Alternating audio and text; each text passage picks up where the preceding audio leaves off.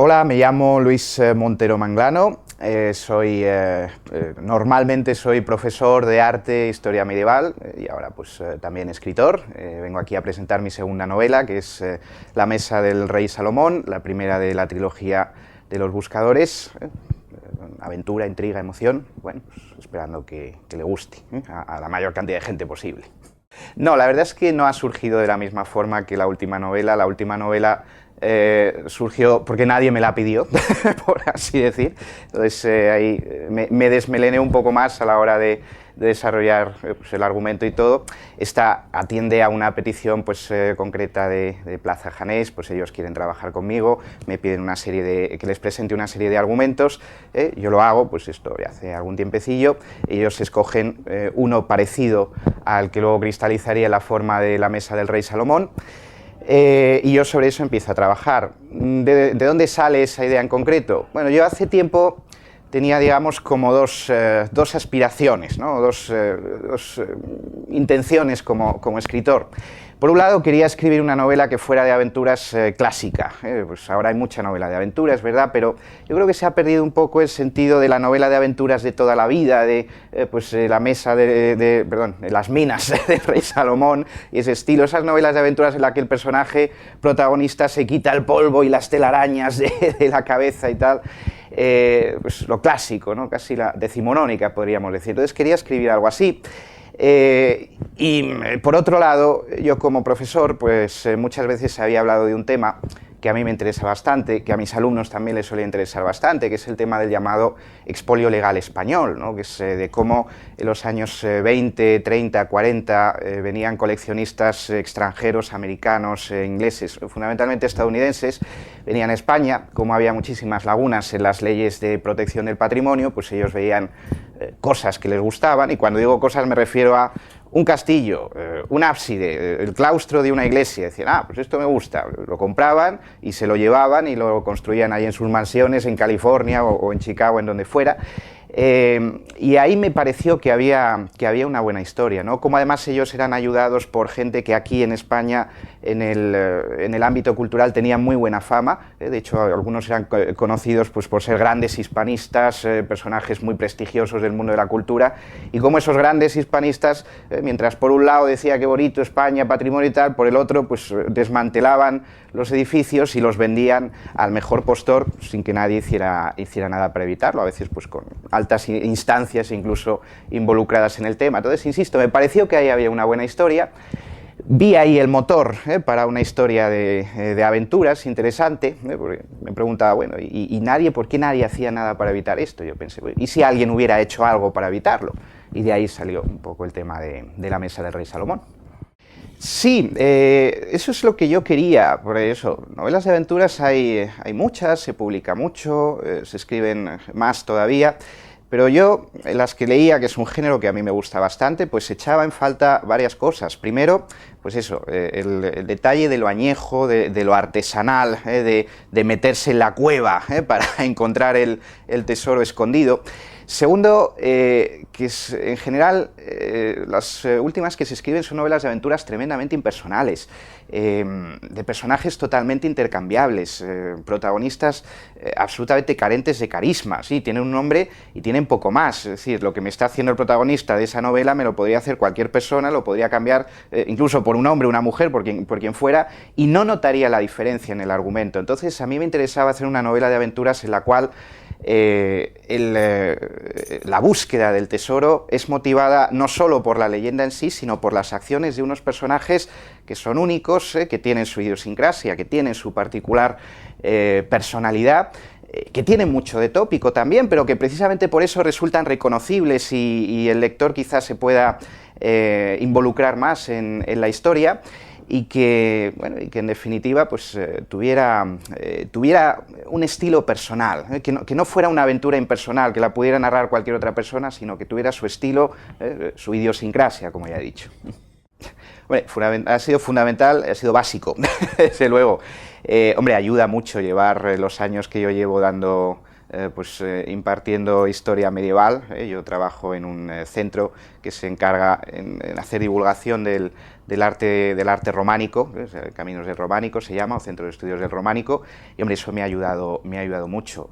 La Edad Media siempre ha sido una época de la historia que me ha fascinado, me parece emocionantísima y tremendamente desconocida, sobre todo la parte de la Edad Media española referida pues a la época del reino visigodo de Toledo y tal. También un poco quería reivindicar eso en la historia. Esa época histórica es muy importante en el argumento de la Mesa del Rey Salomón, quería darla un poquito más a conocer. Y bueno, y aparte de todo, pues es que soy muy inquieto y me gusta siempre investigar, mirar, leer cosas de historia del pasado, lo que está olvidado, intentar pues sacarlo a la luz de la mejor manera posible. Y bueno, pues sí, eso ayuda mucho, ¿no?, a la hora de escribir ficción. Bueno, pues el personaje de Tirso Alfaro, que es el protagonista de la Mesa del Rey Salomón, es quien nos narra la historia en primera persona, que es algo que además a mí siempre me decía, yo nunca escribiré una novela narrada en primera persona. Bueno, no se puede decir de este agua no beberé, ni este cura no es mi padre, porque en este caso he violado mi regla interna, ¿no? Pues porque creo que una novela de aventuras narrada en primera persona ayuda mucho a que se meta el lector en la historia. Pues las novelas de aventuras pues siempre tienen un punto de inverosimilitud y hay que ayudar a que el lector se olvide de que lo que está pasando pues no pasa todos los días. Entonces hacer ese recurso de la primera persona me parecía bastante práctico en ese sentido. Tenía una buena frase, para empezar, también, que era en primera persona, con lo cual dije, bueno, pues ya seguiremos así toda la novela. Y luego también el problema de escribir en primera persona es que llega un punto en el que tienes que tener cuidado de no convertirte tú en el personaje, como escritor.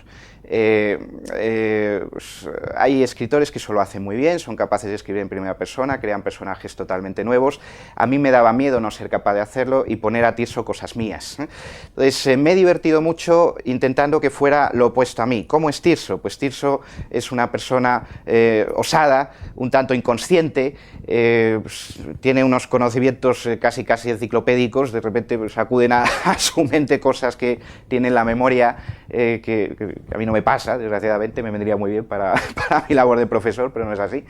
Tiene una situación familiar bastante patética, bastante triste, cosa que también afortunadamente no es mi caso, pues él tiene un padre ausente, con un pasado desconocido para Tirso, una madre pues, más preocupada por su carrera en el mundo de la arqueología que por él.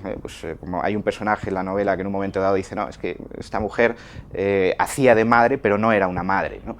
Es un personaje que en su vida cotidiana es triste, es anodina, es un personaje que no sabe muy bien qué hacer con su vida, está perdido un poco, pues, en esa época de la juventud has terminado tu carrera, se supone que tienes que trabajar en algo, no sabes muy bien en qué, todo te parece muy bien, pero al mismo tiempo todo te resulta insatisfactorio y de repente pues, se encuentra metido en una institución que le cambia la vida por completo.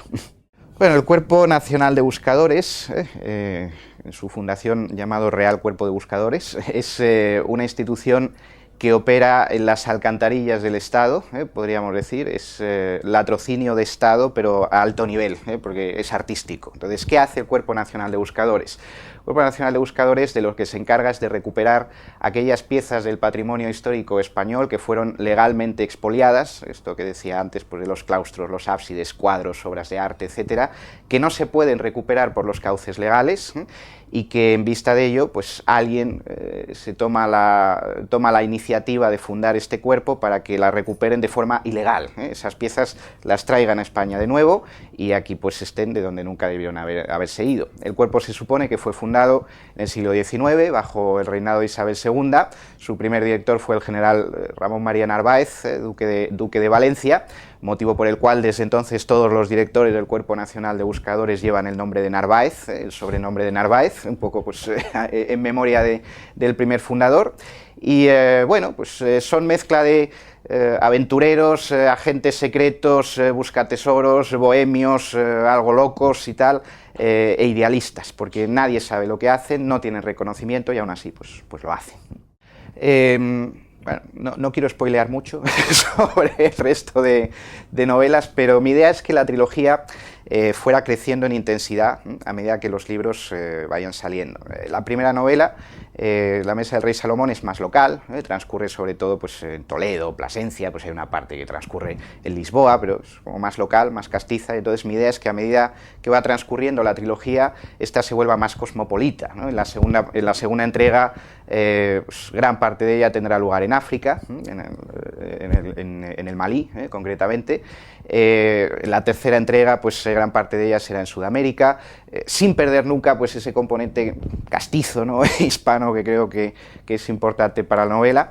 Y bueno, pues básicamente lo que nos vamos a encontrar es esa labor del Cuerpo Nacional de Buscadores buscando, como su propio nombre indica, esas piezas que fueron expoliadas, teniendo un papel muy importante en su búsqueda la mesa del rey Salomón, que es lo que da título a la primera entrega.